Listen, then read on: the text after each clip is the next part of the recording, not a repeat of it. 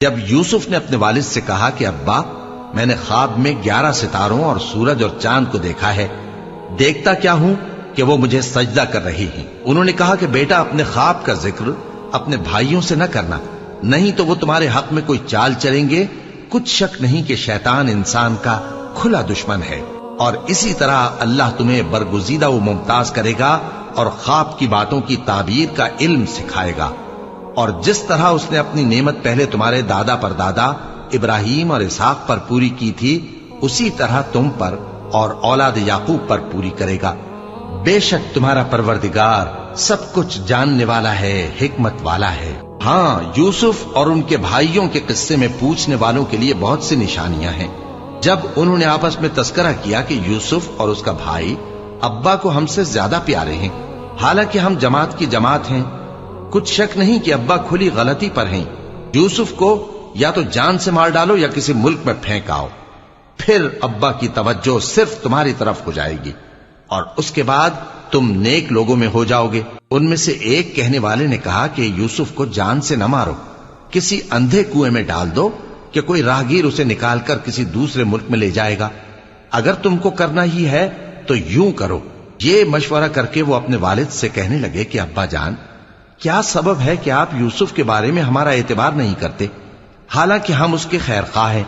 کل اسے ہمارے ساتھ بھیج دیجئے کہ خوب میوے کھائے اور کھیلے کودے، ہم اس کے نگہبان ہیں۔ انہوں نے کہا کہ یہ امر مجھے غمناک کیے دیتا ہے کہ تم اسے لے جاؤ، یعنی وہ مجھ سے جدا ہو جائے، اور مجھے یہ بھی خوف ہے کہ تم کھیل میں اس سے غافل ہو جاؤ اور اسے بھیڑیا کھا جائے۔ وہ کہنے لگے کہ اگر ہماری موجودگی میں کہ ہم ایک طاقتور جماعت ہیں اسے بھیڑیا کھا گیا تو ہم بڑے نقصان میں پڑ گئے۔ غرض جب وہ اس کو لے گئے اور اس بات پر اتفاق کر لیا کہ اس کو اندھے کنویں میں ڈال دیں، اور ہم نے یوسف کی طرف وحی بھیجی کہ ایک وقت ایسا آئے گا کہ تم انہیں ان کے اس سلوک سے آگاہ کرو گے، اور ان کو اس وحی کی کچھ خبر نہ ہوگی۔ اور یہ حرکت کر کے وہ رات کے وقت باپ کے پاس روتے ہوئے آئے، کہنے لگے کہ ابا جان، ہم تو دوڑنے اور ایک دوسرے سے آگے نکلنے میں مصروف ہو گئے اور یوسف کو اپنے اسباب کے پاس چھوڑ گئے تو اسے بھیڑیا کھا گیا، اور آپ ہماری بات کو گو ہم سچ ہی کہتے ہیں باور نہیں کریں گے۔ اور ان کے کرتے پر جھوٹ موٹ کا لہو بھی لگا لائے۔ یعقوب نے کہا کہ یوں نہیں ہے، بلکہ تم اپنے دل سے یہ بات بنا لائے ہو۔ اچھا، صبر کہ وہی خوب ہے، اور جو تم بیان کرتے ہو اس کے بارے میں اللہ ہی سے مدد چاہیے۔ اور اب اللہ کی شان دیکھو کہ اس کنویں کے قریب ایک قافلہ آوارد ہوا اور انہوں نے پانی کے لیے اپنا سقا بھیجا، تو اس نے کنویں میں ڈول لٹکایا، یوسف اس سے لٹک گئے۔ وہ بولا، زہے قسمت، یہ تو ایک لڑکا ہے، اور اس کو قیمتی سرمایہ سمجھ کر چھپا لیا۔